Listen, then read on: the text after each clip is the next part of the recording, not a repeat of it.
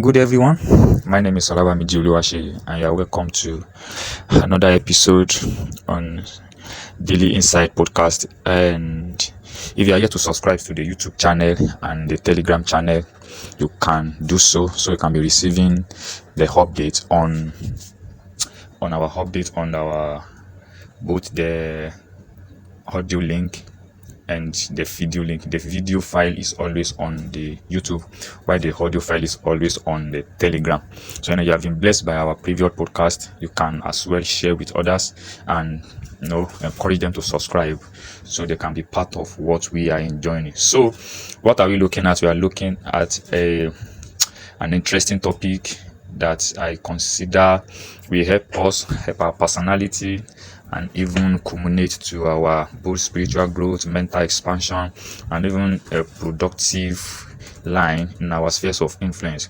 So what are we looking at this morning? We are looking at hide your voice. It means making significant inputs. Hide your voice.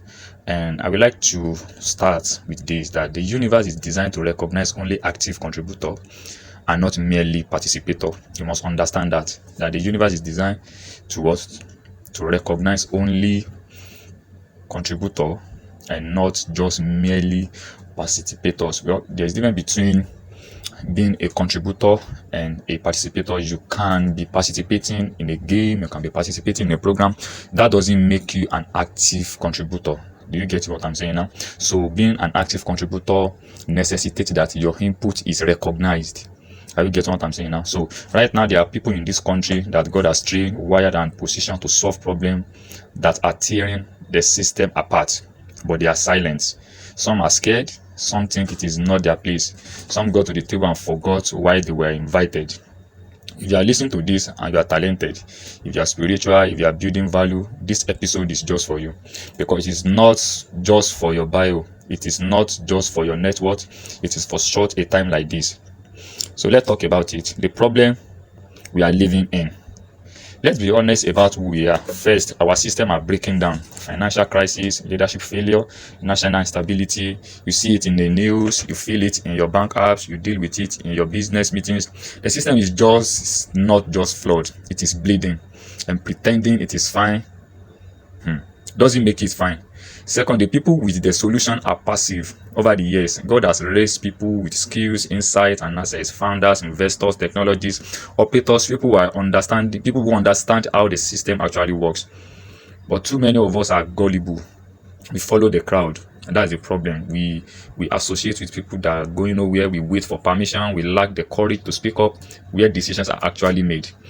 And you must also know that even those who have found their voice get quiet at the table, and that is one of the tragic scenario you have seen in our world. That it is even different when you are yet to find your voice, but we have another categories of people who have found their voice in different spheres of influence, in the territory, in the industry they are working in, the organization they are working in, but they are not on the table where decisions are made. I got what I'm saying now? So many of them got into the room, they have a seat, but when it is time to push back, to propose, to challenge, make a decision, they just go silent. We are good at side conversation and Twitter trends. We are bad at boardroom, policy rooms, and strategy sessions. And that is the problem. And it is costing us a lot. So let me ask you something directly that I will need you to understand with all sincerity. Why did God give you that talent? Because I know many of us are so gifted. We are gifted in many of us we are very sound intellectually. Many of us are so deep spiritually. Many of us, we have skills that could solve national crisis. If you look at the story of Joseph very well, you discover that it's like God hides a national solution into his gifting. He just hide it in his spirit. And just imagine that Joseph could not share that wisdom with Pharaoh. What would have happened to the nations of Egypt at that time? So one idea from a man that decided to speak up, revolutionize the whole economic situation, and that is what could happen. You see the banditry, you see the problems that is popping up on our social media on daily basis, and we are wondering, are there no solution to this problem? But what I want you to know this morning is that there are solutions. In fact, many of us are carrying those solutions. But the problem is either we've not found our voice where necessary, or we have found it but gullible and lack the courage to speak up. And there is a podcast I dropped on the initiative and audacity. If you are here to listen to that podcast, it will bless you. If you match it up with what I'm saying now, it will help you to find your voice. In fact, when I was taking podcast on initiative, I said the hardest step is the first step. The hardest step is the first step. And once you sustain the courage to take the first step, you are just good to go. I get what I'm saying now. Many of us are accumulating knowledge capital and we are influential, but we are not using it at a maximum level expected. So this talent that you have is not just for you. It's not just for you. It's not just for company's evaluation. It's not just so you can post and feel good. It was for such a time like this. You remember what Mordecai said to Esther? He said, in fact, the Bible even put it so bluntly that if you don't take action to eradicate the genocide that is coming, that means you have failed. All the beauty contest that you won, everything has failed. The reason is because God prepared people for such time as this. That is something you must understand about God's nature. That He prepared people ahead. So He's not preparing you for fun. You are not praying for fun. You are not fasting for fun. You are not studying for fun. You don't go to school for fun. You are not putting on all these personal development programs, skill acquisition program, entrepreneurship programs. You are not doing all these things for fun. It is for such a time like this. So who knows? Maybe it is because of this time that God is preparing you. I got to understand. So what does it really mean to hide your voice? What does it mean? It is not just about becoming a politician or starting a protest. It is about showing up where decisions happen and bringing wisdom.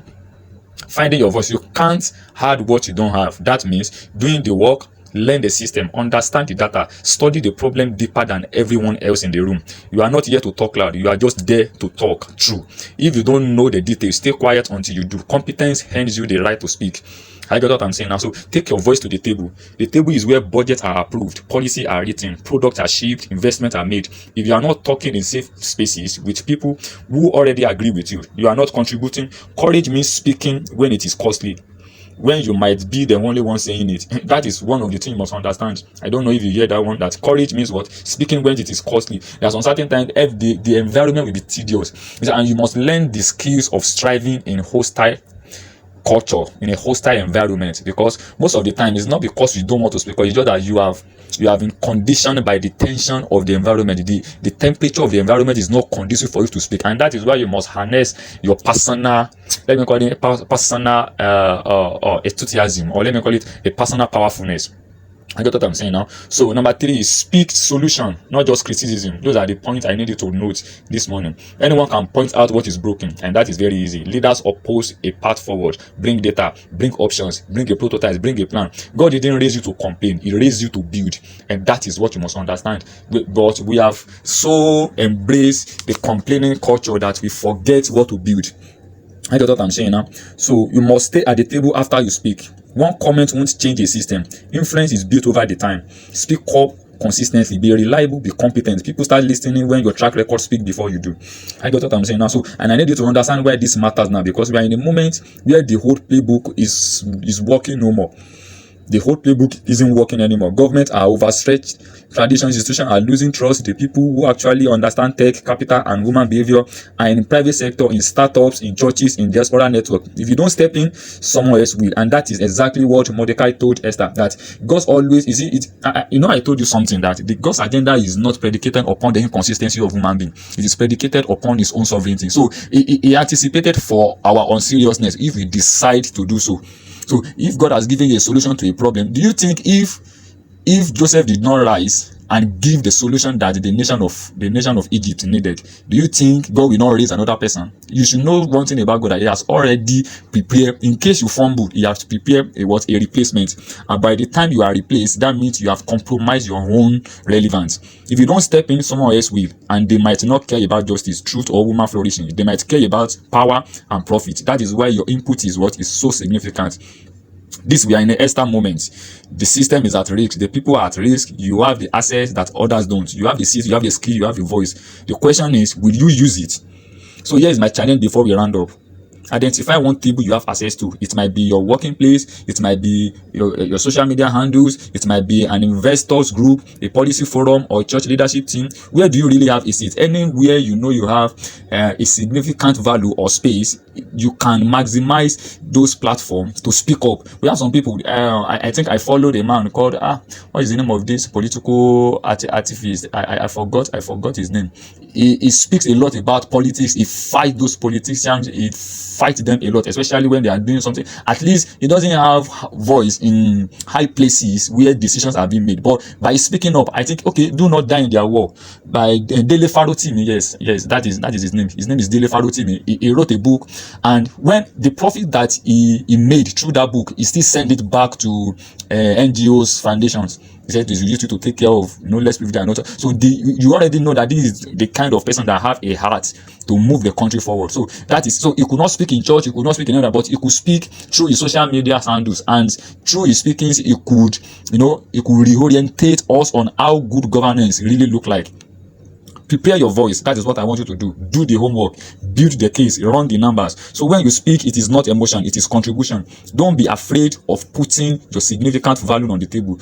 Add your voice to the conversation. Don't be in a place. I'm still going to do the part 2 of this podcast, but today I need you to know, because when you enter the room, there are 2 principles to strive or to engage your contribution. Number 1 is you must know when to talk, and you must know when to keep quiet. But the problem is that we don't have the wisdom to talk when you're supposed to talk, and when we don't supposed to talk, that is when we now start talking. If you talk when you're supposed to talk, you are going to complicate things. But if you talk when you're supposed to talk, you are going to advance things. You are going to bring solutions to the table, and by the time they look into your solutions, they discover that it is wisdom. I get what I'm saying now. There is a part of wisdom that is associated with silence, and there's a part of wisdom that is associated with being verbal. You have to be verbal about it. This is my opinion. This is what I suggest. This is the idea. I think we can do it this way. And by the time it is being carried out, you will discover that you have solved a lot of problems.